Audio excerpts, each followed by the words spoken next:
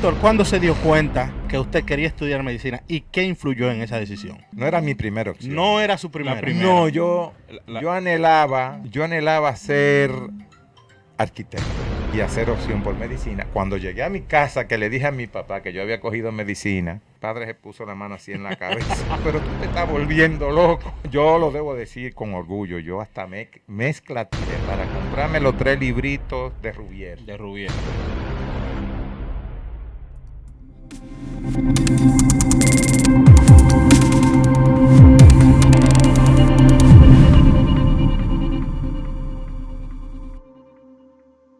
Señores, bienvenidos a esta entrega, una entrega más de Trío Salud detrás de la consulta. Hoy Nelson Ramírez Troche, Yotin Pérez quien les habla. Tenemos un invitado de lujo, una persona que nos complace contar con su presencia en este estudio, un hombre al que vemos luchar incansablemente para lograr una atención médica de calidad a favor de los pacientes y una mejoría en el sector salud. Hoy nos acompaña el doctor Rufino Zenén Cava, quien es el actual presidente del Colegio Médico Dominicano. Doctor, bienvenido. Muchísimas gracias, queridos amigos. Como siempre, un verdadero placer. Un honor compartir con ustedes este espacio y a la disposición de todos de ustedes y de los televidentes, radiotelevidentes. Difícil dirían algunos. Oye, consiguieron a Zenén estos muchachos. ¿Qué? Hombre, señores, Yotin tiene fuerza. Tiene fuerza, Yotin. Un hombre ocupado, bajo su función y su ejercicio médico, imagínate. Conseguir a Zenén no es fácil, dirían otros de otro programa, ¿verdad, profesor? Es posible, sí. Es posible. Tenemos puja entonces, Yotin. No. Tenemos, lo que pasa es que el doctor es una persona asequible, que hay que llamarlo e invitarlo. Sí, ¿Verdad que sí? Con tiempo. Doctor, vemos al doctor Zenén Cava siempre dispuesto a reclamar y pelear por las cosas que se consideran injustas o incorrectas, ¿verdad? Sin pelos en la lengua para decir lo que piensa, un hombre abierto, frontal, que es como lo conocido todo el tiempo. ¿Usted siempre fue así, directo, desde niño, desde adolescente? Sí, fue así. Siempre fui así. Mire, yo me eduqué con salesianos allá en mi adorado barrio Cristo Rey. Y yo recuerdo que las monjas tenían que jalarme las orejas muchas veces porque, siendo como lo fui, prácticamente el hijo del medio, cuando se ocupa ese lugar en la escala familiar, uno aprende a conseguir las cosas con determinado tipo de presión, a reclamarlas, a reclamar espacio, que usualmente te lo gana el más viejo o la más vieja y el más pequeño. Y el más pequeñito. Y uno tiene que abrirse espacio a sangre y fuego. Y parece que me quedó ese legado. Pero tuvo que reclamar. Así mismo. Tuve que abrirme espacio a sangre y fuego. Que viene reclamando. Así mismo. Entonces, desde ahí, doctor, usted, su adolescencia... Yo pienso que eso me marcó en buena medida. Además, el hecho de criarme y crecer en medio de una situación precarizada. Yo soy hijo de campesinos. Nosotros llegamos en el pórtico de los 60. ¿Dónde nació, doctor? Yo nací en Monseñor Noel, en Bonao, un campito muy hermoso que le llaman Masipedro. La familia mía está es de origen santiaguera, jánico. Y desde ahí mi padre emigró hacia Bonao, detrás de mi madre, su madre a su vez estaba muriendo. Mamá fue embarazada de uno de los hijos mayores que yo. Le gustó Bonao en aquel tiempo y terminaron quedándose hasta los albores de los 60, donde la muerte del tirano y una serie de situaciones hicieron que llegáramos aquí a a un terreno que en aquel tiempo podría decirse que era innominado. Se le decían muchos nombres, se le decía Corea, porque hacía 3 años que apenas había terminado la guerra de Corea en el 58, nosotros llegamos en el 61. Se le decía Jarro Sucio a Cristo Rey, tenía muchísimos nombres, hasta que llegaron los salesianos, con el padre Ignacio, el padre Andrés, que era jesuita, y las monjas, que eran salesianas. Entonces el padre Ignacio le puso Cristo Rey. A partir de allí, aquel pedazo de, de espacio que era casi bucólico, medio campo, media ciudad, los Trujillos tenían unas cuadras de caballos en esos entornos que se ubicaban entre las instalaciones de salud pública, obra pública, y hacia atrás, hacia el norte, lo que es hoy el jardín zoológico. El Zoológico Nacional. Eso Todo eso eran terrenos baldíos, lomas. En fin, era un entorno bucólico, medio campo, media ciudad. Y ahí crecimos. Fuimos educados por los salesianos. ¿Cómo se llamaba ese colegio, doctor, donde ustedes? Colegio Parroquial Cristo Rey. Existe. ¿Existe hoy en día? Sí, existe todavía y es dirigido todavía por las monjas. Había una iglesia. En torno a esas dos instalaciones giraba en buena proporción la vida del barrio. El estadio Quiqueya no quedaba lejos. Había una gallera, que yo la recuerdo. Sí. El hipódromo, ¿no? El hipódromo Perlantillana. El estadio Quisqueya. En fin, eso demarcaba el entorno de nosotros como muchachos. El ensanche La Fe, que estaba hacia el este del hipódromo Perlantillana. Luego, con ese era más de riquito en ese tiempo. Sí, el ensanche La Fe siempre fue por encima de Cristo Rey. Ahí funcionaban talleres, muchísimos cabareces, en los entornos del hipódromo Perlantillana. Sí, yo me imagino. Las personas de nuestra edad que me escuchan, les sonará un tanto familiar el nombre de Meneíto, La China, en Villas Agrícolas, ya un poco más al norte, Herminia. Sí. Herminia es famosa. Fue famosa entre los 70 y los 80 y quizá algo de los 90. En fin, nosotros crecimos en ese tipo de escenario barrial, en donde las cosas no llegaban por generación espontánea, había que salirla a buscar en el día a día, desde buscar el agua hasta conseguir lo necesario para malvivir. Pero uno en medio de esa circunstancia uno era inmensamente feliz aunque no lo sabíamos. ¿Qué trabajaban sus padres? Mi padre era empleado en ese tiempo de obras públicas. Era un jornalero común y corriente con un salario mínimo, que yo lo recuerdo, de 40 pesos. Luego fue empleado del hospital, el hospital Santo Socorro, era sereno de allí. Mi madre y mis hermanas tenían que emplearse lavando ropa y una serie de cosas para nosotros poder crecer y más o menos mantenernos. Usted dijo ahorita que usted era el del medio, ¿verdad?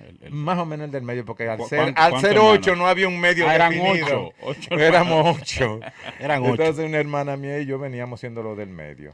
¿Y todos se criaron juntos y estudiaron en el mismo Sí, misma estudiamos con las monjas, menos las más grandes, que tuvieron que trabajar desde muy temprana edad para mantenernos.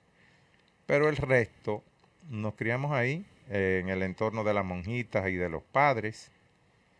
Y así crecimos. ¿Cómo fue esa interacción, doctor, con su círculo familiar? Fue 8 hermanos. Fue muy estrecho, la familia patriarcal antigua. O sea, el papá habían unos valores que se imponían.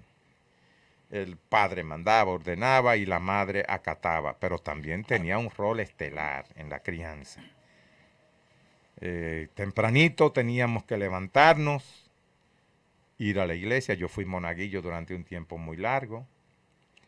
Los domingos, todos para ir a la primera misa. Los hijos delante en la escala etaria de edad y de tamaño.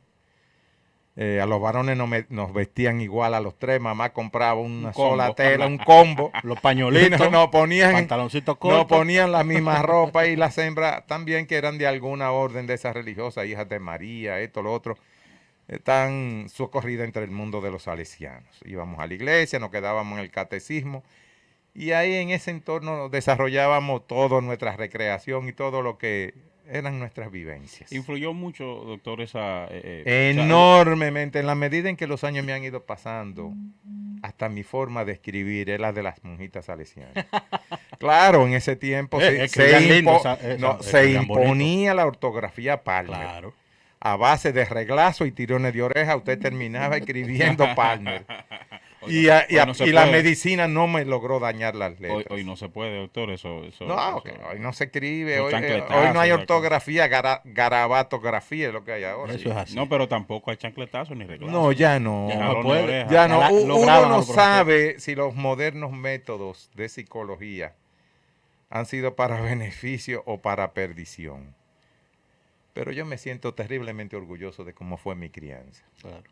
Y aunque abomino de algunas cosas, en términos de ese sistema punitivo de criar a uno, lo cierto es que lo recuerdo y lo evoco con mucha nostalgia. Qué bueno. Doctor, ¿cuándo se dio cuenta que usted quería estudiar medicina y qué influyó en esa decisión? Siempre fue mi segunda opción, no era mi primera opción. No era su primera. primera. No, yo anhelaba ser arquitecto, porque yo era bueno dibujando, muy bueno. Buena ortografía, escribía Y, bonito, y letra dibujaba bonita. precioso. Y yo creía que la arquitectura era dibujar. Sin embargo, cuando voy a arquitectura, que yo veo que una regla de Tate costaba 40 pesos. 40 Ay, ya, ya, pesos. ya. Ese era el Sí, salario de pero su papá. Yo abrí los ojos y ¿de dónde? Ya la- Afortunadamente mi hijo la mayor primera cogió opción. arquitectura, Oh, pero mira. se ha destacado más en la pintura que en la arquitectura. Sí, yo quería ser arquitecto. ¿Influenciado por qué, doctor? ¿Por su hermana? Que ya... No me gustaba dibujar, Ok. nací con esa vocación por el dibujo. No, y aquí, doctor, en nuestro país, que Sí. todo el que dibuja bonito, usted te da para arquitecto. Sí. Así le Y decía. yo me lo creí, pero cuando voy a arquitectura, que veo que una regla T cuesta 40 pesos, digo yo, pero ¿y de dónde? El salario de su con- papá. si conseguí para el pasaje una verdadera epopeya. Entonces voy y digo, yo tengo un primo que estudia Derecho, déjame ver cómo anda la cosa por Derecho, él me presta los libros. Y cuando paso de la Facultad de Arquitectura por la Facultad de Medicina, fíjense lo que es la vida, señor, y ese límite que hay entre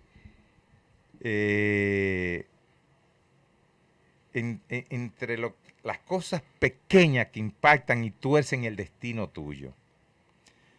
Cuando voy cruzando, me llama un amigo de la infancia de mi hermano, era amigo de la familia, pero era más de mi hermano y yo no lo veía desde que yo era pequeñito.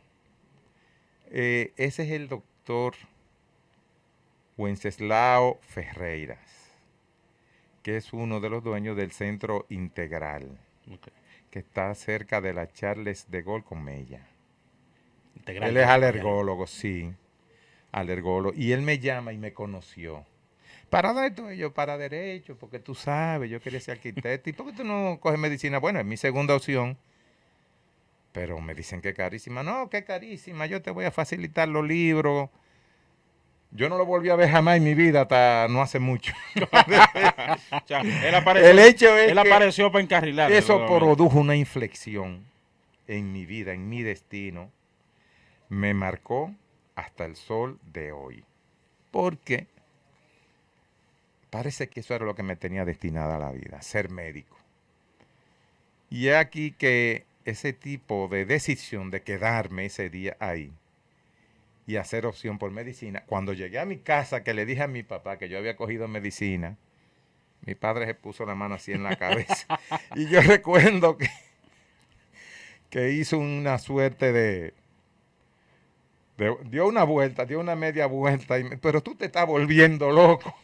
A yo mantener a este muchacho tanto tiempo, porque hay que No, mantenerlo porque él mucho quería tiempo. que yo trabajara. Mi Claro. hermano había estudiado en el Liceo Víctor Estrellal y finanzas, y él quería que yo cogiera por ahí, pero jamás en la vida, yo nunca fui amigo Doctor, de los números, para nada. El único médico de su familia. De mi casa, De los sí, ocho, de los ocho, fui el único profesional. Ah, O ¿en sea, que serio? terminó Que terminó una carrera. terminé una carrera. Doctor, y cuando pasó eso que se encontró con el doctor Wenceslao, valga el saludo. No, nos queremos muchísimo. Es- Vez. Aquella vez. Bueno, él me convenció. Eso fue en la UAS. Eso Usted fue en a la UAS. a Ya, averiguar. ya él era estudiante de término, estaba como en un octavo. Y le dice a un muchacho, a un compañero, que me enseñara la facultad. Y el muchacho entusiasta, de manera entusiasta me enseñó la facultad, me subió aquí, me llevó allí. Laboratorio, qué sé yo cuánto. Sí, yo me entusiasmé de una vez, digo yo, esto es lo que a mí me gusta, yo no voy para derecho. Ya cambió. Y llegué a mi casa y ahí, bueno, ya yo le conté lo de mi padre, se puso la mano en la cabeza, dio media vuelta, que si yo me estaba volviendo loco, mi mamá me apoyó hasta el final y su presencia marcó mucho el hecho de que yo no me decepcionara en ningún momento. ¿En Hubo momentos de decepción Sí, dentro de la sí, carrera. sí. Porque a usted le tocó una fecha Sí, difícil estudiar en la UAS. bastante, El ¿no? medio Y millón yo le para voy la a educación y confesar, todo mi eso. papá era, nosotros nunca, pero pues yo siempre fui de izquierda, yo no recuerdo haber militado en otra cosa. No, Y mi papá era desde el papá colegio. era un reformista confeso y convicto. Ya. Que Y cuando Balaguer pierde en el 78, uno está acabando de entrar a la universidad. Papá tenía su trabajito, una que otra botella, porque era político y vivía de eso. Ya. Bueno, en mi casa se comenzó a jalar aire, del bueno.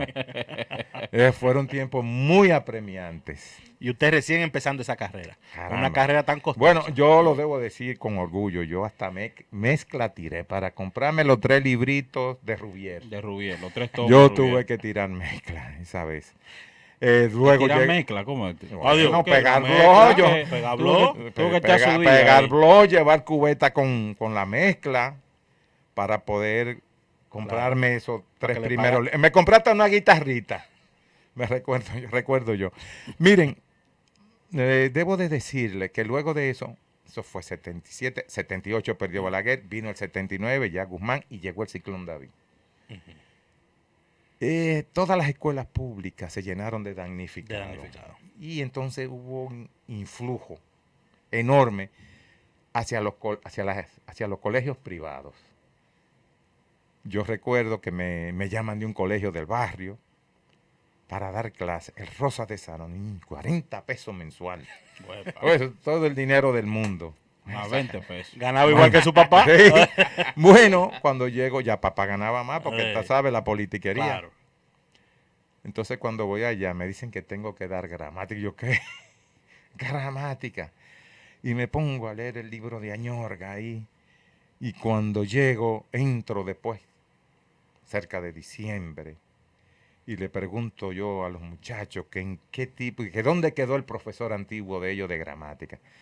Eso era en segundo de bachillerato. Me dice, no, quedamos analizando los verbos, los radicales y la desinencia. Y yo, ándala, carajo, ¿y esto qué es? Saquen una composición y hablen de su experiencia en el Ciclón David. Esa es la nota. Hasta que nos preparaban. Bueno, duré 8 años dando clases en el bachillerato. Eso me marcó mucho. Pero Porque usted, ya usted me era obligó a bachiller. leer, Ya usted era a bachiller. mejorar. Estaba en Usted era tercer año de bachiller. medicina. Yo estaba medicina. llegando en Ok, medicina, primero, segundo semestre. Eso me marcó enormemente, porque entonces yo, que arrastraba desde mi formación salesiana mucho amor por la lectura, ahí la afiancé. Comencé a leer más, a mejorar el vocabulario, a tener mucho amor por la literatura, que es uno de mis pasatiempos favoritos. Y hasta que casi terminé la carrera, estuve dando clases de gramática, literatura, en fin, esa fue parte de mi entrenamiento. Luego en la universidad me salió Su monitoreo y mi- su cosa. mi beca estudio-trabajo. Ah, ahí. Ya yo ganaba. ¿De qué era monitor, doctor? No fue una Ah, monitoría, sino que era beca, estudio, trabajo. Cuando había que hacer cualquier trabajito de Ok. ayudar, uno ayudaba. Ok. Tenía que dejar notas buenas. Y nos salían primero 40, después 60.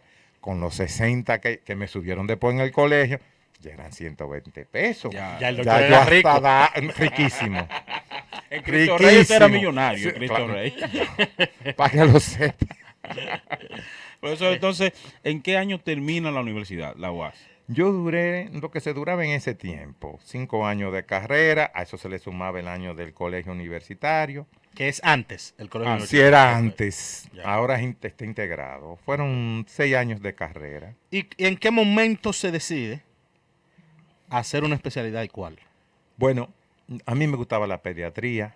Oye, Yo hice la pero tesis. pediatría está bateando en los invitados de Sí, nosotros. yo oye. hice la tesis con Hugo Mendoza, Ah, el maestro. el maestro de maestro. Pero yo me fui dando cuenta que en pediatría concursaban gente con muchos años concursando. Yo decía, yo no voy a tener el puntaje de esta gente. Entonces yo siempre he tenido como esa inteligencia de buscar el camino, de yo poder llegar al objetivo de ser especialista y lo que más se parece a lo que yo quiero. Voy a Sánchez Samaná, gano un concurso en Sánchez Samaná. Como pasante o como médico Como general. médico general, todavía se Ok. hacían concursos en los 80, sí. Entonces, en Sánchez Samaná conozco un internista, el doctor Malaquía Moya, una persona muy célebre allá en el pueblo, y él comenzó a inculcar en mí el amor por la medicina interna. Yo dije, bueno, a fin de cuentas es pediatría, pero en el adulto. Pediatría de adultos. Sí. Y me enamoré de la pediatría, de la medicina interna, llegué aquí, gané con buenas notas. ¿En qué hospital ganó? En el Luis C. Aybar, el Morgan, como le dicen, se le dice coloquialmente. El que no quieren abrir, el que no quieren abrir. El que no quizá. quieren Ya. abrir, pero lo van a abrir muy bonito, este es el Aybar. No Ahora. parece ni de este país. No es lo mismo. No, enorme, una mole grande. Diferente en el que usted hizo residencia, ¿verdad? Por Dios, aquello era una estructura de 1949, con unos pabellones donde ponían Comunes, salas 20 comunes, mujeres doctor. de un lado y 20 mujeres de otro. Ya eso no es así. Ya eso no Con existe. un calorazo del carajo en la época estival, en el verano. En fin, ahí me hice internista del 87 al 90. Duraba 3 años, me dice. 3 años. Luego me fui al Cibao, Santiago Rodríguez, duré 4 años. Y de ahí me fui a Cuba. Hice cuidados intensivos en La Habana, en La Ya. Mejeira. ¿Y qué hizo esos 4 años allá en Santiago Rodríguez? Trabajar. Oh, claro, trabajé, me hice de un capitalito, me compré un carro. No, ya Eh, No, ya eran otros. Sí, ya eran otro tiempo, ya yo producía. Tuve mis hijos, mis 2 primeros hijos allá. En fin, esa fue de los 4 que tengo, 2 allá. En esa época mucha gente se iba a Cuba y a Rusia. Sí, yo me fui a Ah, sí, Cuba, ok. yo me fui a Cuba. Yo me iba a ir a Rusia antes, por el Partido Comunista Dominicano. Sí, yo me iba a ir a hacer neuroradiología, todo, la beca me había salido, pero a mamá le cayó una lloradera. Que eso muy lejos. Y eso era muy lejos, que la gente la traían ahogada de Rusia. allá en una caja roja. Era verdad que la traían en Era una caja verdad. roja. Sí, yo vi un muchacho que se ahogó de Cristo Rey y lo traían en una caja que eran rojas. Eso le impactó mucho a mi mamá. Entonces Que se no, fue a y que Cuba. si yo la quería ver muerta, que me fuera. La vieja me chantajeó y no me fui. Doctor, Pero después terminé yéndome a Cuba. ¿Cómo se dio ese paso, el proceso de usted llegar como subespecialista en intensivo desde Cuba? Que habían pocos aquí, Muy supongo. habían pero es pocos. terrible. A mí me estaba yendo bien en Santiago Rodríguez. Yo era, nada más habíamos 2 internistas, el doctor Caraballo y yo. Yo era toda una celebridad en el pueblo. Había llevado una estatua de Duarte, la primera estatua que se llevó ahí. Yo dirigía agrupaciones, clubes. Usted era un líder. Sí, Usted era un yo líder. participaba en todas esas cosas. Eso siempre ha ido muy dentro de mí.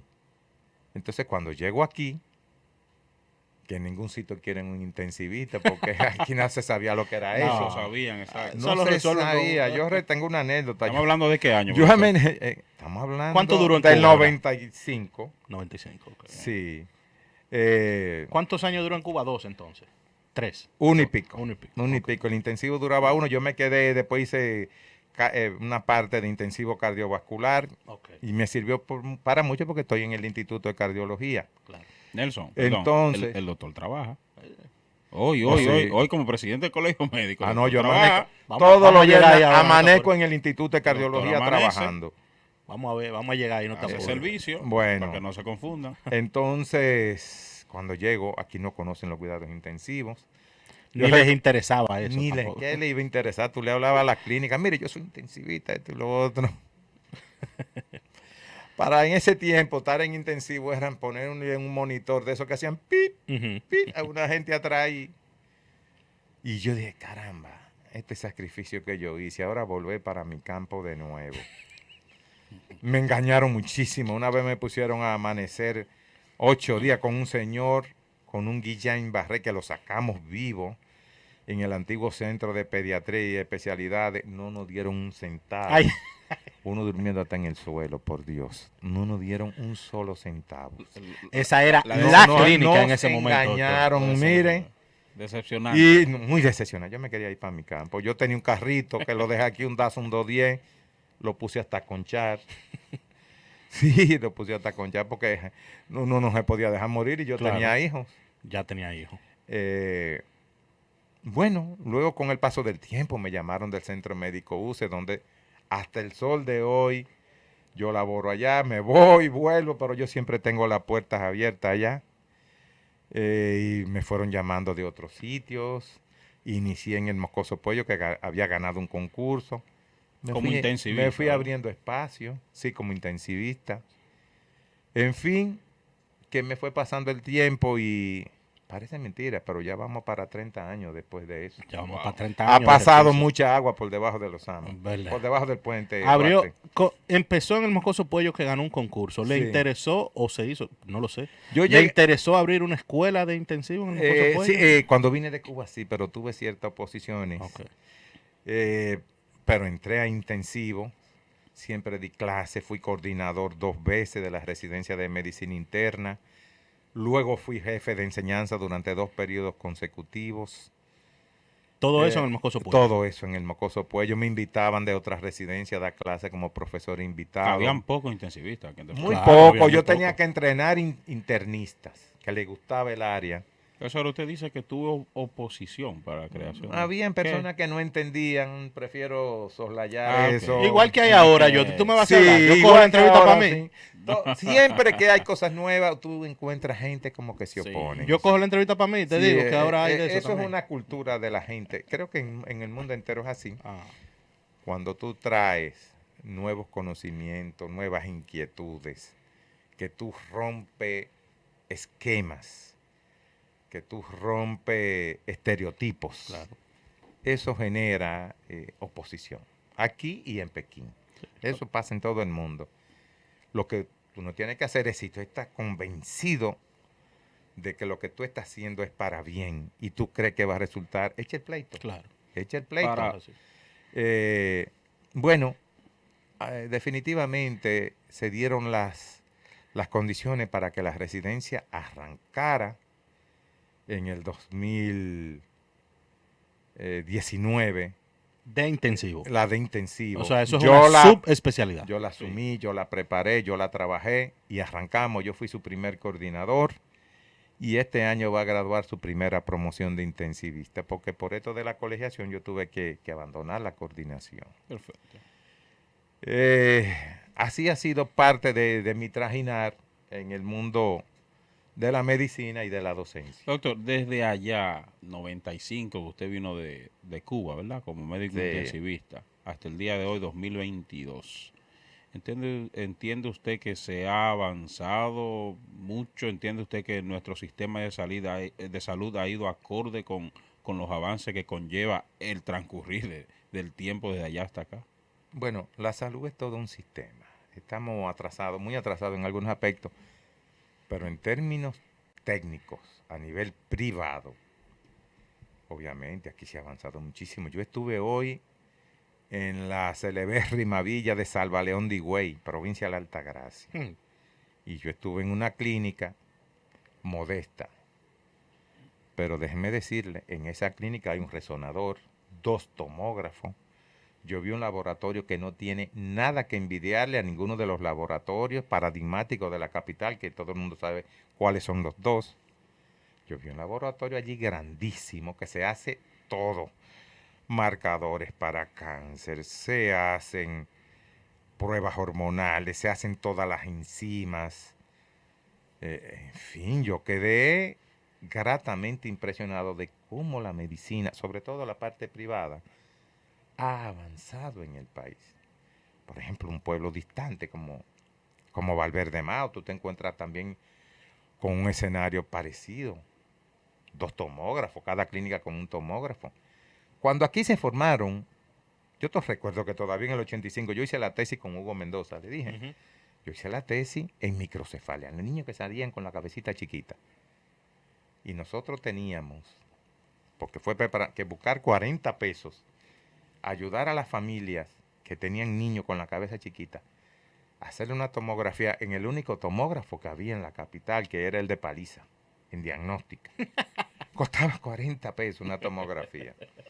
Y allá teníamos que trasladarnos. Las madres no sabían por qué le metían el niño en ese túnel. Y uno tenía que convencerla para que nos dejaran hacer la tesis. Claro. Que era un estudio. Era un estudio y a fin de cuentas uno mira ese tiempo y lo compara con el de ahora, 35 años después. Señor, la medicina ha avanzado a pasos gigantescos. Doctor, ¿cómo? Sobre todo la medicina privada. La pública se le ha quedado atrás, pero no es la misma medicina pública tampoco de aquella época. Hoy tenemos, mire, ese hospital de el H. Genza de Higüey. Sí. Eso es una estructura grandísima, hermosa, lindísima. Ese es el Nuestra Señora de la Sí, Altagracia. sí, pero usted va a Sí, San el Juan, nuevo. al Hospital General Cabral, y es también enorme, grandísimo. Yo estuve en San Cristóbal. Estuve en San Cristóbal en la otra semana, antes de ayer. Con esto de las residencias médicas, óigame, yo no ando el hospital Juan Pablo Pina en un día. O sea, si lo camino termino agotado. Es otra estructura grandísima que no da abasto. Y ya usted mencionó cómo viene el Luis Aybar, Y el Luis Aybar, que tú crees que no estás en este que país. está en otro país. Entonces, en términos médicos, siguiendo con la pregunta, hemos avanzado muchísimo. Pero también tenemos especialistas jóvenes. Que no estamos nombrados en ningún sitio porque Que no no lo están nombramos. Esa es de la parte Tenía que fea. tirarla, La parte fea. Tenía que ¿no? tirar a Joten, ¿eh? Sí, tenía que Correcto. Bien hecho. Doctor, docencia al doctor en le la gusta. UAS, o sea, en la universidad, porque sabemos que fue coordinador, jefe Sí, de yo enseñanza, también- pero en la UAS también, También se doy dedicaba a la clase, he dado docencia. clase en UNIBE. Doctor, en la UAS usted concursó. Sí, yo gané por concurso en la UAS. Yo le doy clase al internado que es MET 113. Ok. Sí. Joten, tú no estás en la UAS, te falta no eso a estoy. ti. Sí, me falta. Te falta eso.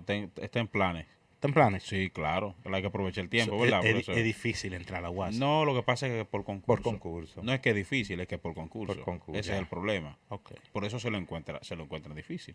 Sí. Doctor, ¿cómo llega usted al gremialismo médico? ¿Cómo usted llega al colegio médico? ¿Quién lo jaló? Ven, vamos a ¿Quién hacer lo campaña jaló? para ¿Quién tal lo cosa? motivó?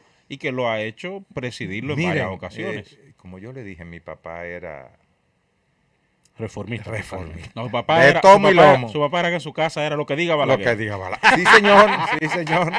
Déjeme decirle que en ese tiempo, a pesar de papá ser así, uno no era ciego, uno miraba que a los jóvenes y murieron varios del barrio. Por allá murió un muchacho que era un modelo, un ejemplo. Lo mató un guardia una noche, un muchacho que estaba recién entrado a la universidad, enterró una bayoneta. Eso fue horrible. Fausto Minaya. Entonces eso marcó a la juventud de por allí. Sí. Y uno que no estaba en eso comenzó a ser antibalaguerista por vocación. Entonces nos Obligado. fuimos acercando, comenzaron a llegar algunos a la iglesia de Cristo Rey, había un club de jóvenes, comenzaron a llegar algunos militantes del Partido Comunista Dominicano, y uno recibir esa influencia del MPD, del 14 de junio. Yo recuerdo que en el 1974 muchos artistas tomaron las iglesias y los colegios. Y yo recuerdo que tomaron una buena parte del Colegio Cristo Rey, fuera Balaguer pintando, y salgo yo de un curso a ver hasta que la monja me jaló para adentro por una oreja. No se meten en eso. No se meten en eso. No hacía su huelga. Eso fue marcando, sí. Entonces, ya en el bachillerato ya yo estaba definitivamente inclinado. Roberto Santana, muy conocido en el barrio, tocaba en la iglesia de Cristo Rey y era muy buen guitarrista, era parte del coro, muy amigo de mi hermano. Papá no lo soportaba mucho porque papá sabía las andanzas de Roberto en las izquierdas, pero Roberto eso le daba maní, iba a mi casa, nosotros fuimos siguiendo a Roberto. Yo me enganché tempranamente en la UER, después en el Fragua, porque Roberto era una suerte de líder que todo el mundo lo seguía. Sí. Eso fue en la UAS. Luego pasé a formar parte de otro grupo que le llamaban la UES, La UAS es que me Unión agrupó a yo. Estudiantes Socialistas. Sí, la UAS era una escuela. No, es que para mí, Yo doctor, me digo, enganché a la izquierda hasta el sol mira, de hoy. yo digo, doctor, que en ese tiempo el que pasó por la UAS y no salió con una idea revolucionaria. No pasó. No, fue en vano. Sí, en vano. Sí. Sí, Eso sí, te sí. marcaba, Sí, te sí, marcaba. sí. Definitivamente eso te marcaba. Muchos ya no dejaron de pensar así, otros somos tosudos como yo, seguimos pensando en otra suerte Otros se de cambiaron. destino. Otros se Otros se cambiaron, se cambiaron, fueron al doctor. extremo. A otro lo compraron. A otro lo compraron. Otro lo compraron también. Sí. Entonces, esta manera mía de reclamar, obviamente está intrínsecamente también, eso formó parte de ese acervo de mi forma de ser y de mirar las cosas ante la vida. Eso lo hizo llegar al colegio médico. Cuando fuimos internos, me propusieron los compañeros la camaradería, ese entorno, ese psicogrupo donde que los estudiantes tienen, que arman, ¿no? Los que estudiamos juntos.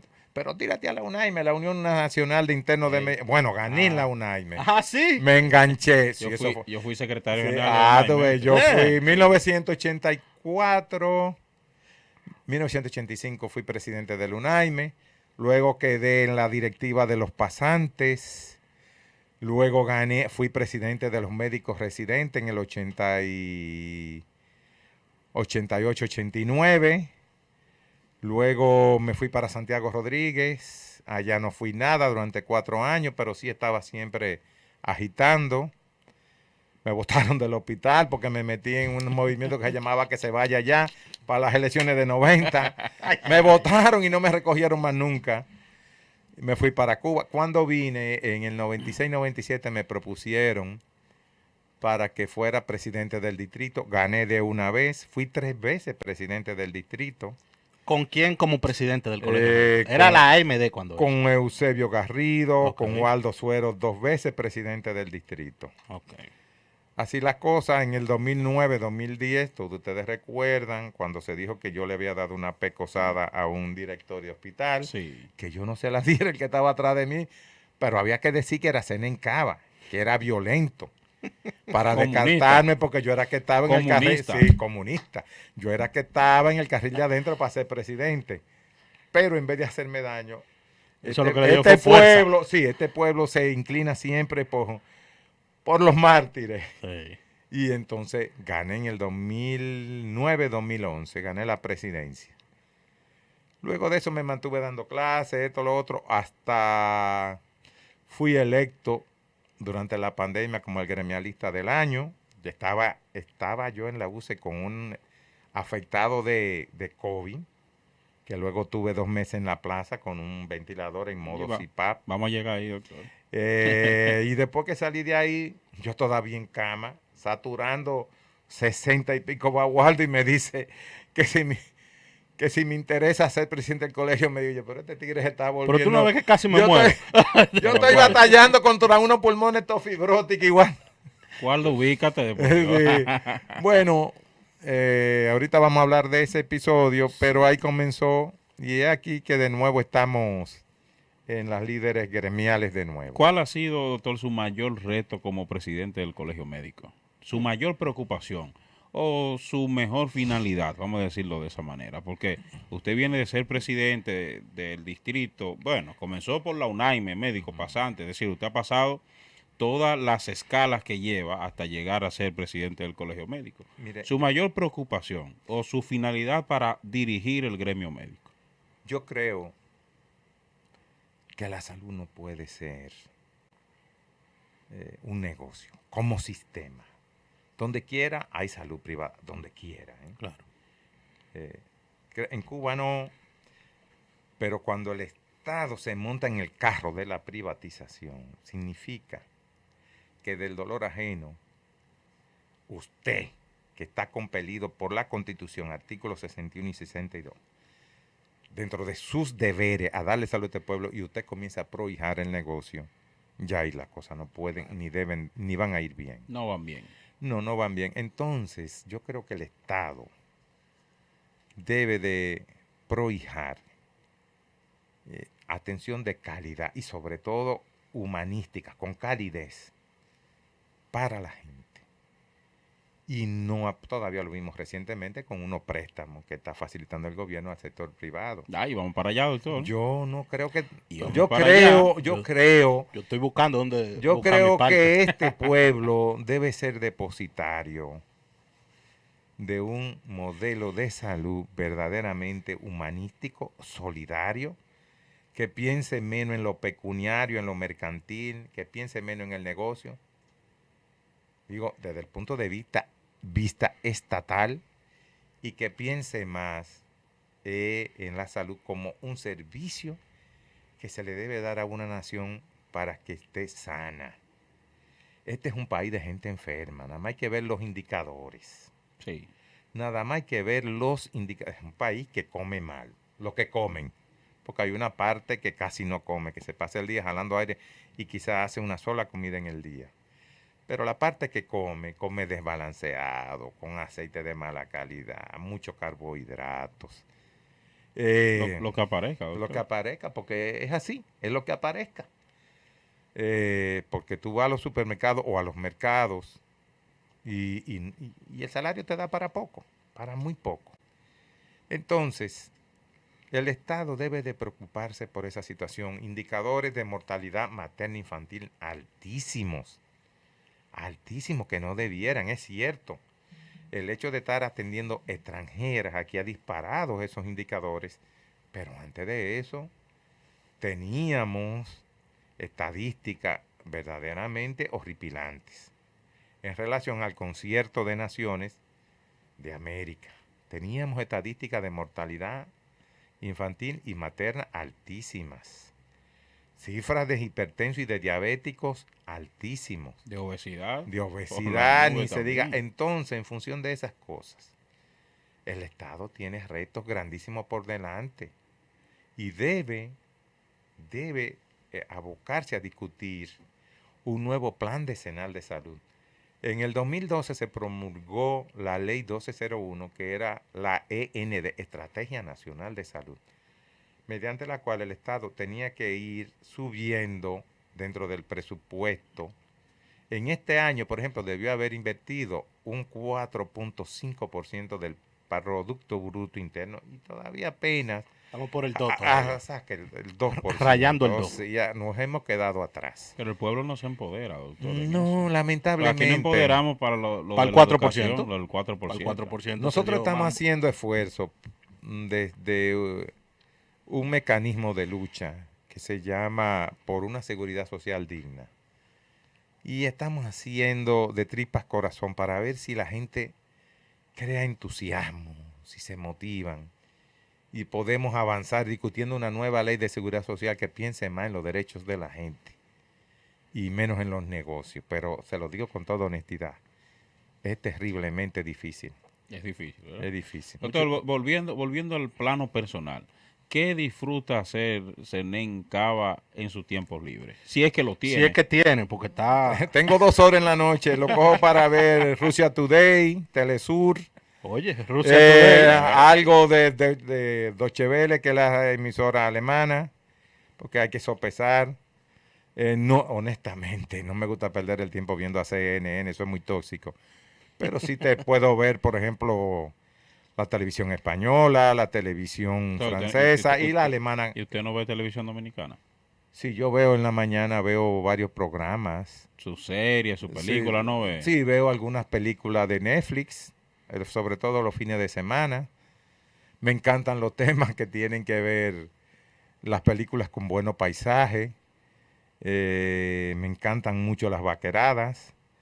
Me gustan mucho las de ciencia ficción.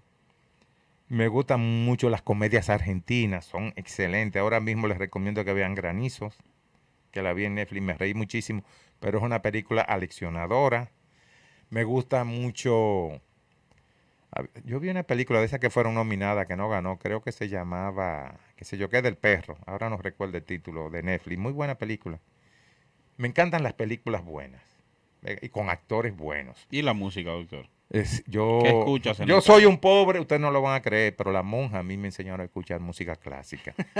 Y a mí me decían, ¿qué hace Pobre raro. este loco oyendo música de muertos? Sí, yo oía, desde muy joven, yo fui muy selectivo. Y ustedes no lo van a creer, pero yo siendo de un barrio, no se oía mucho, no habían emisoras. En Semana Santa ya yo sabía lo que era de Mozart, Mozart, Beethoven, Pachelbel, Bach. Todo me encanta esa música. Esa es la música que escuchas en Cava. Sí, me O sea, usted gusta, va en me su gusta guagua. también, obviamente, como comunista al fin, me gusta la nueva trova. Ok. Mercedes Sosa, Silvio Rodríguez, Nicolás Guillén. Me gusta alguna música de rock, sobre todo ese rock de los 80, algunos más actualizados, ya no tanto, de los 90. Que Aquí estuvo, por ejemplo, Coldplay, recién, tremendo. Oye, Nelson, Sí, oye. y me gusta, disfruto a veces oyendo al Alfa. ¿Verdad, Hay que doctor? oír de todo, ¿cómo hay va que a oír de estar todo. Yoti? Sí, Oye. sí, sí, sí. De lo tuyo. Usted no va a chatear, doctor. Sí, me También. encanta. Sí, espérense. De verdad que hay que sacarle su bachata al chaval. Me gustan algunas canciones del chaval con este muchacho, con Romeo. Vamos moderno, doctor. No, el Sí, doctor está. creo que la mejor voz es la de Fran Reyes y la del cacique de Raulín. Raulín, pero debe amanerarse menos. Y baila, doctor, baila también. A veces, ya Tira no su tan, pasito. después del COVID he tenido que, pero yo a veces Cógelo cuando más ya suave. tenía una copita de vino arriba, pero el COVID me limitó porque me fibrosó un poco los pulmones y me da como apuro quedarme en la pista. Lo pienso dos veces. ¿Qué le gusta comer a Senencaba, su comida favorita? Yo soy sencillísimo. Ajá. A mí me encantan los fritos de plátano baragonero. Yo- Queso frito y los tomates Tráele de tiernos. pa' allá. Me encanta el ñame. Me encanta el ñame y con huevos y con queso. Sencillo. Usted es sencillo. Sí, muy sencillo. Usted es básico. La carne realmente yo he tenido que... No soy un vegano, es decir, cosas que no tengan que ver con animal, porque me gusta el queso. La leche sin lactosa, queso sin lactosa, porque hago mucha intolerancia a la lactosa, pero la carne, el sazón, definitivamente no lo tolero mucho. Doctor, una anécdota de su infancia o su adolescencia que usted no olvide. Hay Que hoy varias, usted- hay varias anécdotas. Él dijo una ahorita. Yo dije la de mi papá, ¿no verdad? Cuando me metí... Fíjense si yo arrastro esta manera contestataria de ser. Yo recuerdo una noche, en mi casa habían unos plátanos sembrados en el patio. Y yo salgo con mi hermanito y le digo, ven, vamos a llamar el diablo. Pero yo estaba más asustado que el carajo. Y sale mi hermano me dijo yo, diablo, salme. Que no me sale. Y se menea una hoja de plátano. ¿Y para qué fue eso? Salió corriendo ese nene. Pero Corre, muchacho, todavía me andan buscando. Pero realmente una anécdota que yo la ligo mucho al estado de nosotros de pobreza y ese paternalismo férreo. Yo no fui nunca, cuando niño, todos los amigos míos iban con sus hermanos a los cines que estaban por ahí por Villas Agrícolas. Habían como 3 cines que daban matiné. Uno le decían el Cometa, el Ketty, creo que había uno que le decían el Luna. Estoy hablando de los 60 y quizá algo de la época meridiana de los 70. Y papá no me dejaba ir. Además, costaba 15 centavos, que papá no lo tenía cualquiera. 15 y 10 centavos. Entonces, mi mejor amigo que ya falleció, me contaba las películas. Usualmente eran de vaquerada o de espada, el Espartaco. que usted gozaba igualito. Igualito. Gozaba tanto que me quedé un día hasta las 9 de la noche. En mi casa se acostaban. Ya a las 8:45 papá estaba cerrando las puertas. Era diciembre. Los diciembre de antes eran más fríos que los de ahora. Obviamente había más vegetación. Y cuando yo crucé el umbral de la puerta, estaba el viejo detrás con una correa de cuero. Esa noche yo no necesité sábana para dormir caliente. Esa fue Lo calentaron a me correazo. calentaron. Hasta ahí se acabó. Ya oí los relatos de Marino contándome las películas. Doctor, una persona que haya sido un parámetro, un ejemplo a seguir en su formación profesional. El doctor Carlos Tavares. Es uno de los mejores médicos del país, internista, trabaja en el Centro Médico UCE. Era el mejor, el más joven y el mejor estudiante del Colegio Cristo Rey. Se hizo médico. Cuando yo me metí a medicina lo hice pensando en él. Fue uno de mis paradigmas. Carlos Tavares, internista, ha sido coordinador. Es una de las personas que yo más quiero y admiro. Y una de las personas que me marcó. Doctor, conversando con usted hemos visto que ha logrado prácticamente todo lo que cualquiera de nosotros en el ejercicio de la profesión quisiéramos lograr. Mi sueño es abrir una residencia en mi especialidad. Usted tuvo la oportunidad de abrirla, fue docente, se ha dedicado a su Coordinador. coordinador, consulta privada, vida en la salud pública, presidente en varias ocasiones del colegio médico. ¿Qué le falta por lograr en el ámbito profesional a Senencaba? Diríamos que más en el ambiente político. Ya en el ambiente profesional, ver a los médicos disfrutando de una vida más digna. El médico dominicano tiene que dejar el pellejo a nivel privado, con el pluriempleo o a nivel público. Aunque la gente crea que los médicos dominicanos ganan bien, no es verdad. Claro. Los médicos dominicanos mueren jóvenes. Un médico dominicano afortunadamente te puede llegar a los 75 años. Los que sobrepasan de ahí son verdaderamente, es una epopeya llegar por encima. El médico dominicano muere joven, muy joven. Hay unos estudios de Fernando Sánchez Martínez que lo ubicaban entre los 68 y los 72.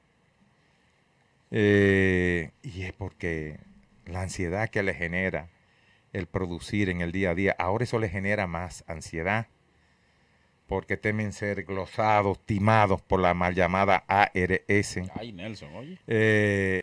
Terriblemente difícil. Ese es uno de mis anhelos, que un día el Estado asuma la salud y que se le pague a los médicos como se le paga en Europa. Que los médicos no necesitan estar en el pluri, ganan bien y viven una vida modesta, decente. Pero recuérdense que yo soy político. Yo en el 16 fui como diputado cuando éramos estudiantes por una coalición de izquierda. Pero después fui en el 16 acompañando una boleta que se llamaba Alianza por la Democracia, cabezada por Guillermo Moreno. Y yo me quedé con la gana de servirle a mi barrio. Yo soy un producto de Cristo Rey. Esta noche ya se nos pasó la hora, pero tenía un encuentro en la iglesia San Pablo. Lo dejaré para después. Yo sueño con muchas cosas para mi barrio. Ver cómo se establecen 2 o 3 centros de atención primaria. Ver cómo se establecen canchas, escuelas. En fin, cosas que alejen sobre todo a la juventud. A la juventud de la calle. A la juventud de la calle.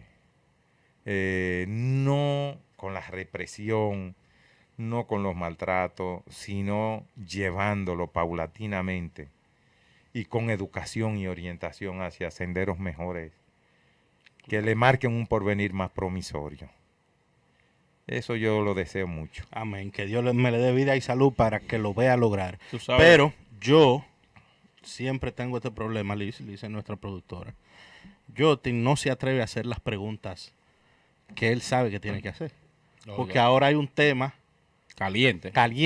y Jotin no se atreve a hacerle la pregunta. Ajá. Pero ahí está el presidente del colegio médico. Hágaselo No, yo usted, no. que tú escribiste muchísimo por Twitter acabando Y la tú creación de Doctor, nuevas plazas y de tú esta residencia. plaza nueva que ha creado la Mesía, el Ministerio de Salud Pública, no sé quién la Quien creó. tenga que Quien crear. tenga. No, fue el doctor Senencaba, el artífice de eso. Cógelo ahí, Nelson. Yo lo ya asumo. responsable, ya míralo. Vamos a entrarle, miren. El doctor Yo le Senencaba digo- asume de que esto fue una idea Doctor, del colegio y médico, una lucha. toda esa plaza nueva. Vamos para allá. Ajá.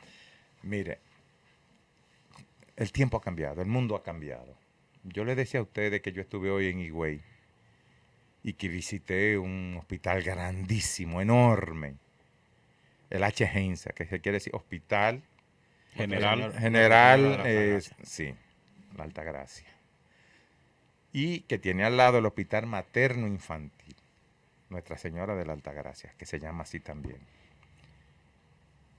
Y visité una de las clínicas. Y ahí yo vi, óigame bien, yo vi un aparato de plasmaféresis en esa clínica, que en la capital nada más hay dos. No, nada más hay dos aquí en la capital y a veces nada más hay uno. Y en Higüey hay aparatos de plasmaféresis. Pero usted va a la Romana y encuentra un resonador y encuentra tomógrafo por donde quiera. Higüey es una villa de las que más ha crecido. Tiene 500,000 de habitantes. O sea, ese Higüey que nosotros teníamos en la cabeza, que era un villorio, allá en el lejano oeste. Que nada más se ha mencionado los 21 de los enero. 21 de enero. es una mega ciudad. Es una mega urbe. Grandísima, enorme. Pero tú te vas a San Juan y es lo mismo. En San Juan se va a construir una torre. San Juan forma parte de un enclave que va a comunicar el Cibao con Pedernales, que hay una serie de desarrolladores, y con Barahona. Entre San Juan y Barahona se construyó una carretera que apenas dura 45 minutos, modernísima, excelente carretera. Y en Barahona por igual. Entonces, ¿qué ha pasado? Esas urbes han crecido y se ha desarrollado la medicina. Conforme eso ha ido aconteciendo, el desarrollo de la salud se ha ido manifestando de manera asimétrica. Mientras crecen las necesidades de esas grandes urbes en términos de salud, el desarrollo de la medicina ha ido más lento, en forma aritmética. El desarrollo de los problemas geométricos, el desarrollo de la salud aritmético, evocando a Malthus con aquella ley. Yo no soy un improvisado en materia de posgrado. Yo he sido coordinador 2 veces de residencias. 3 veces, porque fundé la de cuidado intensivo y fui su coordinador. Pero además yo tengo una maestría en educación superior. He sido miembro de la Oficina Nacional de Residencia Médica y he participado en todos los programas que el Consejo Nacional de Residencia Médica ha elaborado. De manera activa he participado en todos. Yo he sido un académico del pre y del posgrado, porque actualmente soy profesor de internado de la UAS.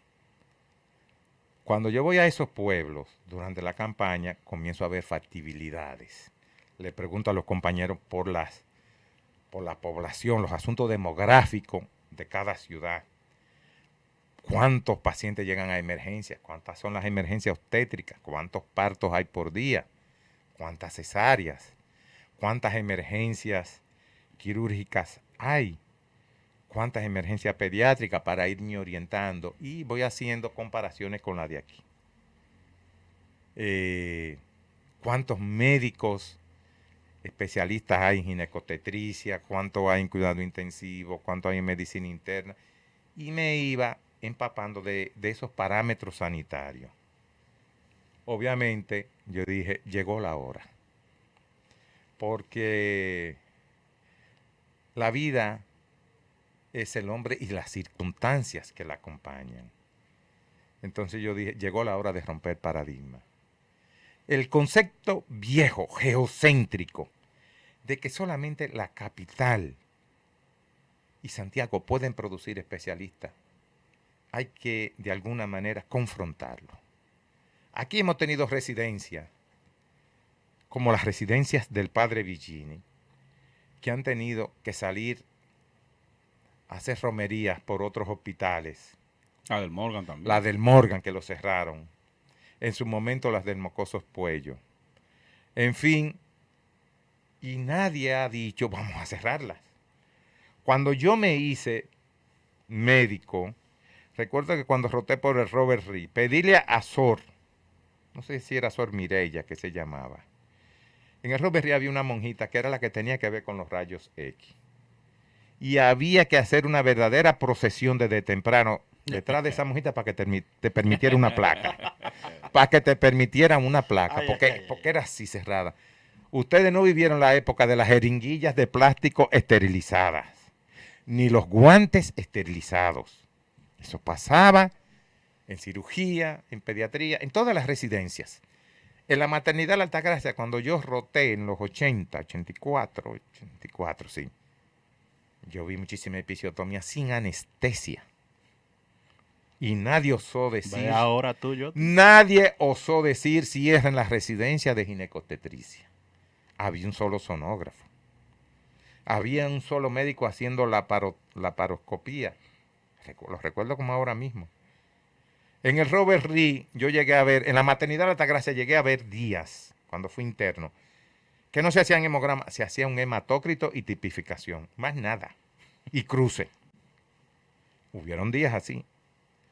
A nadie se le ocurrió decir, cierren estas residencias. Usted va a cualquiera de esos hospitales, te hacen hemograma, electrolito, gases, hay imágenes de buena calidad, médicos jóvenes dispuestos a echar la lucha. Y otra cosa. Hay docentes, hay profesores que se Sí, encargan de esa residencia. fíjese, antes de nosotros embarcarnos en esto, lo primero que hicimos fue una valoración del cuerpo docente, porque yo no puedo, yo voy a decir yo algo, no puedo yo voy a hacer, decir yo algo, no Nelson. puedo, por ejemplo, decir, vamos a arrancar con medicina ejemplo, interna si no hay internista. Por ejemplo, la UAS no te va a dar el aval si Ya. tú no tienes un cuerpo Después docente. que No nosotros lo va a dar. valoramos eso, Pensándolo bien, ¿eh? mire, La UAS no lo va a dar. las, No lo da. las residencias médicas se rigen por niveles. El primer nivel son los que trazan las políticas de salud y el académico, que son la Universidad del Estado, que es la UAS, el Ministerio de Salud Pública a través del Consejo de Residencias Médicas y el Colegio Médico. Somos los que trazamos la política académica y de salud. El segundo nivel son las sociedades especializadas. ¿Cuál es el papel de las sociedades especializadas? Seguir el tutoriaje, el acompañamiento de esas nuevas especialidades en esos nuevos sitios. Y el tercer nivel, que es el MESIT, que aprueba los programas. En San Cristóbal, antes de ayer, estuvimos los 3 niveles. El Colegio de Cirujanos, que tiene algo de resabio, porque se van a una residencia de cirugía. La universidad, en la persona de Mauro Canario, que es vicerrector de posgrado, y la decana, y el Colegio Médico Dominicano. Eso nunca se había visto, eso es inédito. Mire, el primer nivel se había reunido en los últimos 25 años 2 veces. ¿Cuántas veces se ha reunido con Senencaba? 5 veces. O sea, yo he cogido esto de las residencias muy en serio. Pero no es para hacerme un monumento. A mí, esa vaina a mí no me interesa. Me interesa la salud de la gente que no tienen acceso a un buen especialista. Porque imagínense 2 anestesiólogos o 3 en San Juan. Uno se enferma, Para la provincia. el otro está de vacaciones y el que está allá, una urgencia. Se quedó Para la región entera. para la región entera. Pero usted tiene ahí un cuerpo de anestesiólogos. Pero además esos muchachos cuando se gradúen, son muchachos que se van a quedar en la región.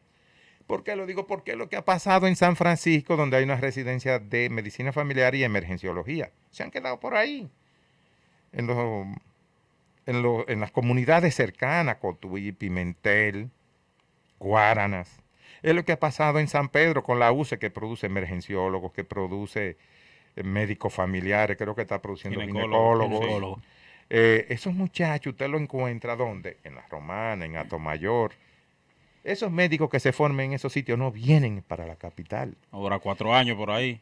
¿Qué está pasando? Que los de la capital no se están queriendo ir para allá. Usted encuentra pediatras contratados a 20,000 pesos casi en toda la clínica. ¿Cómo es posible que un especialista a 20,000 pesos? Ah, pero es que nos estamos apiñando todos aquí. Sí. Lo mismo pasa en Santiago. No se van a ir para el interior porque se les ha enamorado de todas las maneras y no se quieren ir. Bueno, pues el interior tiene que comenzar a producir sus médicos acorde a sus circunstancias. La UAS se ha comprometido a seguirlo. Vamos a darle tutoriaje por lo menos por un año. Si ese programa no llenó las expectativas que concitó al decidirnos a su creación, lamentablemente hay que replanteárselo y Exacto. si hay que eliminarlo, bueno, se eliminó. Entonces, Ustedes doctor, no, el compromiso no fue pudiéramos real. decir que es una especie de plan piloto, pudiéramos decir. Sí, puede decirse así. Si Se no puede decir resultaron, bueno, lamentablemente era verdad, no habían condiciones. No habían condiciones. Pero- Dele un mensajito entonces, yo creo que usted le dé un mensajito en un minuto a esa gente que dice que fue una manera del gobierno conseguir mano de obra barata en salud. No es Eso es lo que así. dicen. No, miren, yo les voy a decir algo. Todo el mundo sabe que yo soy de izquierda, del movimiento Patria para Todo. Que no quiero saber de estos gobiernos de derecha. Pero yo tengo que decir la verdad. Luis Abinader se ha comprometido con las residencias médicas. Repito. Luis Abinader llamó a la rectora para decirle que tiene urgencia en que se abra la premédica en Higüey por la Universidad Autónoma, que él asume los compromisos. ¿Saben por qué? Porque le interesa que ese hospital tenga residencias médicas. ¿Y por qué le interesa que tenga? Porque él tiene otra visión de la salud. En esos aspectos, en lo académico. Y fíjese que él es rector o su papá era dueño de una universidad, Sí. pero él prefirió darle preeminencia a la UAS. Claro. Y eso es loable. Sí. Y yo debo de decirlo. Y él se ha comprometido con esto. Se ha comprometido. Se ha reunido conmigo 3 veces para tratar el problema de la residencia. ¿Eso ustedes lo han visto en algún presidente? Un colegio médico con visión, visionario, aprovecha eso. Mandaba un asistente antes. para que Sí, sepa. no. Bueno, Se ha para que reunido sepa. conmigo 3 veces. Me llamó inclusive antes de ayer. No se vale a hacer comparación. Cuando iba para San Cristóbal. Entonces ese tipo, que eso se le llama oportunidad. Entonces, profesor, entendemos, bueno, plan piloto, si funcionan, se hizo un levantamiento de cada uno de esos hospitales. Sí, para la UAS la valoró creación. los cuerpos profesorales, valoró en términos de un FODA, las fortalezas, las oportunidades, las debilidades, le hizo correcciones a los programas. Todas tienen sus programas aprobados y avalados por la UAS. Ah, perfecto. El Mauro Canario a través de la UAS se va a comprometer con lo que se llama, caramba. Sí, doctor, pero vamos a pedirle a la UAS también que Sí, le no. dé seguimiento a las No, que no. ya están creadas. Les digo que Porque usted sabe que es una de las debilidades que no, tienen las residencias tiene que médicas. comprometerse porque se ha dado una conjunción. El ministro de Salud Pública es un académico, allá en Santiago. Mauro Canario es un académico y quien dirige el colegio médico es esencial. Yo soy más académico que gremialista. Se lo digo con toda honestidad, yo soy más académico que gremialista. Y yo le tengo un cohete puesto. Las universidades reciben 60 millones de pesos por concepto de inscripción Claro. en las residencias Y la médicas. residencia abandonada. Y no Y los residentes pagando. Suelto y en no, banda. Y los residentes y pagando. no se Suelto en ven. banda. No se ven. No se ven, y yo se lo he dicho a Suelto todos en en banda. presencia de los decanos. Y se lo he dicho en presencia de de todos los decanos de facultades y rectores. Es inaceptable. Llegó la hora de que asumamos el compromiso de tirar los posgrados, todos los posgrados, para adelante. Doctor, cambiando de tema. No, así de manera- espérate. de No lo manera- cambie todavía. ¿Tú quieres seguirlo Porque ahí? es que necesito hacer una pregunta al doctor. Doctor, ¿qué es lo que vamos a hacer? ¿O en qué está? O la certificación y la recertificación de nosotros los profesionales. Sí, es una situación difícil. Severo Mercedes es quien dirige el proceso. Hay una situación compleja entre Severo y el Ministerio Exacto. de la Administración Pública. Exacto. El Ministerio se niega a reconocerlo, pero él ganó un concurso. El Ministerio le está haciendo ciertas exigencias. Yo llevé al doctor Severo Mercedes ante el presidente. Y Severo le explicó durante 10 a 15 minutos al presidente la situación.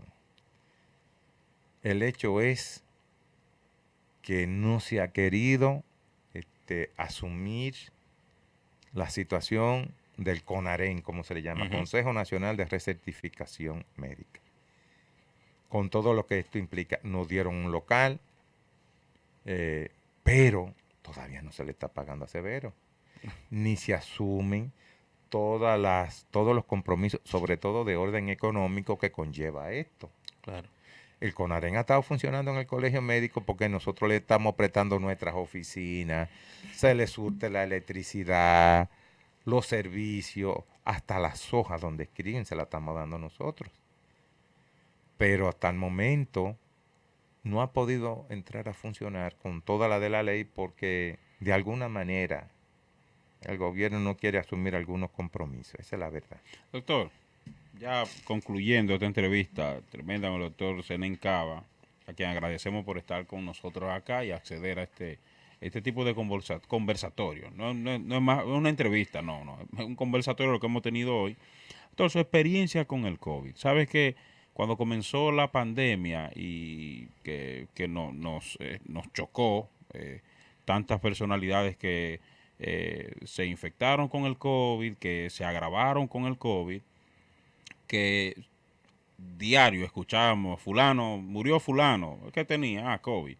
Una de las personas que en el ámbito médico más se informó que estaba grave al COVID, que imagínese, usted lo lloró muchísima gente. Lo enterramos a Sí, Zenén. claro. Es así. Fue, A fue, Zenén fue lo el doctor enterramos. Zenén Cava. Y quién mejor que usted para hablarnos de su experiencia, usted que conoce lo que es un paciente grave porque es intensivista. Pasar de ser intensivista y atender pacientes en estado grave a ser un paciente grave en proceso de requerir inclusive ventilación mecánica o ventilación artificial. Esa experiencia, doctor, de padecer la gravedad más alta producida por el COVID. Yo entré a trabajar en el centro médico USA atendiendo de la unidad COVID, la otra unidad polivalente, como en abril o en mayo del 2020. Yo me cubría, ¿no? Como era lo natural, me ponía 2 mascarillas, me ponía un gorro, unos lentes, Su traje. mi traje de astronauta, todos los días, una bota hasta aquí. Sucede que en el mes de agosto, finalizando julio,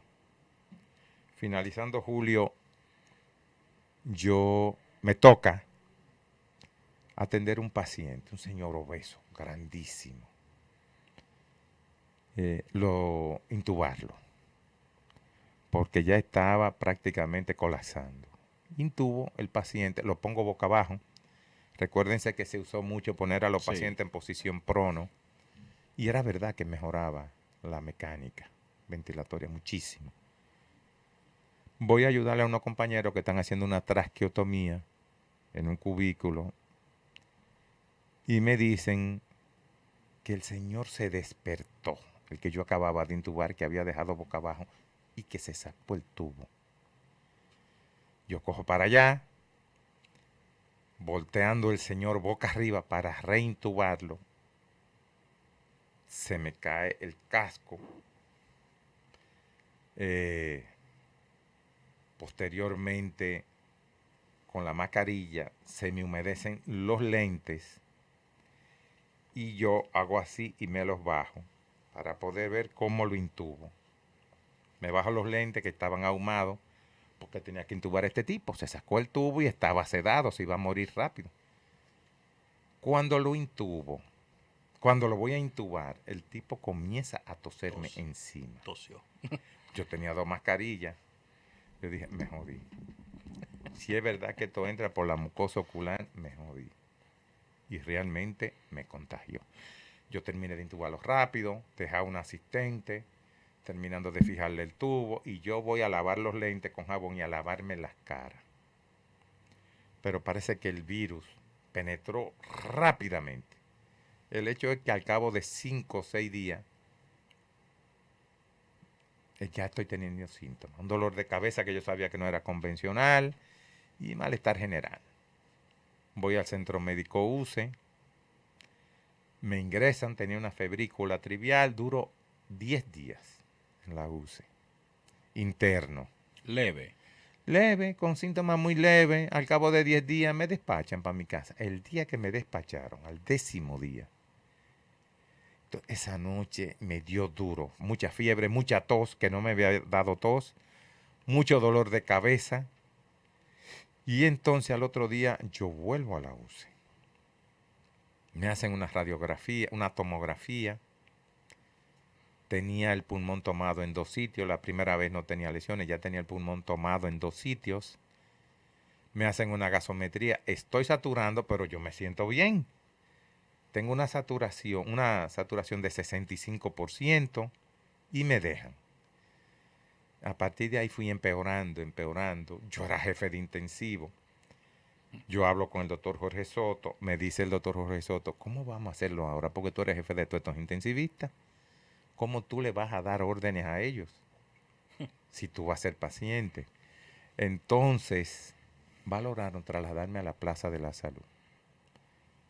En la Plaza de la Salud, yo llegué en condiciones muy malas. Yo recuerdo que la primera noche fue terrible, desaturando muchísimo.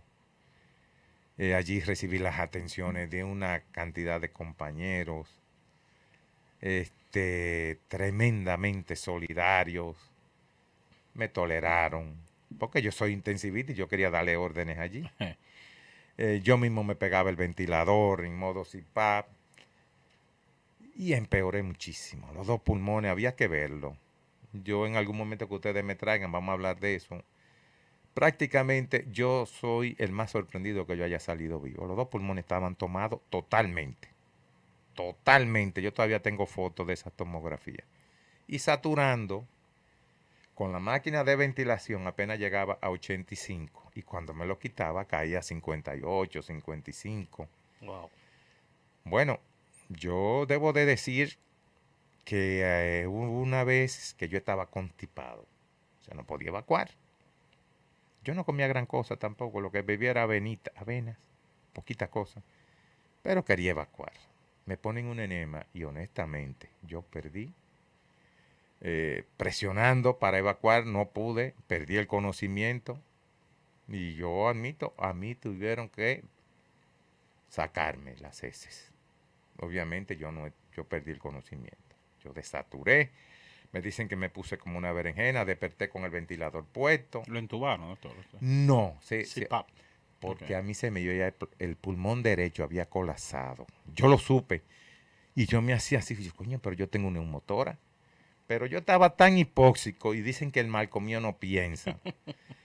Que se me olvidaba al rato que yo decía, coño, pero tengo neumotora. Pero se me olvidaba.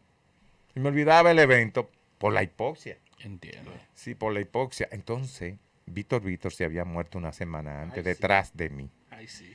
En situaciones muy parecidas. Hizo un neumotora. Esto parece que los médicos dijeron, no, que no nos pase igual, por la experiencia. A mí se me explotó el pulmón derecho. En un momento, y yo lo sentí. Me parece que no quisieron, sino dame CPAP. Es decir, No vamos ventilación, pero sin intubarme. a Exacto. Yo recuerdo, yo duré casi un mes con eso.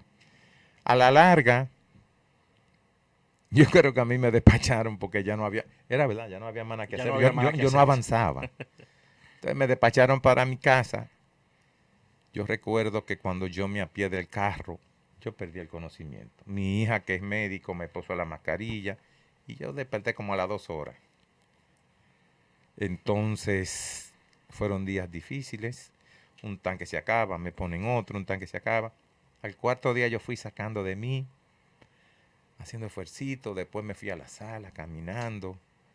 Frente a mi casa en ese tiempo había un parquecito que tú le dabas la vuelta. Comencé dándole un poquito, me fatigaba muchísimo, me agarraba así de las verjas de la malla ciclónica y lo intenté sacando de abajo. Ya después le daba la vuelta entera, al final le daba 12 vueltas, 16 vueltas, subí escalera, bajaba. Del centro médico se me mandan a buscar como al mes de darme de alta. Eso ayudó. Pero lo que realmente yo siento que me recuperó fue la campaña electoral del colegio médico. Sí, yo tenía que subir hospitales, bajar, esto, lo otro, caminar. Eso me terminó de mejorar. Todavía siento la fatiga cuando subo 3 a 4 plantas. Tengo que jalar aire. Pero felizmente he superado la parte difícil. Hice Omicron en diciembre, sí, hice tremendo. Cuando hicimos Me todito, yo fatigó mucho, recuerdo que me dejó maltrecho. Pero salí. Bueno, no, excelente. Tengo mis 3 vacunas. Se vacunó después. Sí, yo me he vacunado, yo no me pierdo en eso. Y he soltado a la gente que se ponga por lo menos 3 vacunas. Excelente. Sí. Doctor, yo creo que cumplimos con todo, ¿verdad? Con Yo el creo guión, que Liz. sí, hicimos un Tenemos completo y recorrido mucho vasto más. por nuestra existencia. Eso Nunca es. había tenido un programa así. Bueno, esa es la idea, doctor. De Bueno, esta manera llegamos al final de este Detrás de la Consulta con el doctor Rufino Senén Cava, quien vimos su trayectoria hasta convertirse a presidente del colegio médico, hasta ser desde ser un simple estudiante o un morador de Cristo Rey, así ¿verdad? mismo. Allá con la monjita, hasta convertirse en la máxima representación gremial de los médicos dominicanos, a quien agradecemos por estar acá. Esto fue Detrás de la Consulta. Nelson Ramírez Troche, Jotin Pérez quien les habla. Esto sale por YouTube. Recuerden seguirnos, Trío Salud RD, también por Twitter. Y suscribirse a nuestro canal de YouTube para que vean todo el contenido que tenemos para ustedes. Nos vemos, nos escuchamos y estamos en contacto en una próxima entrega de Detrás de la Consulta.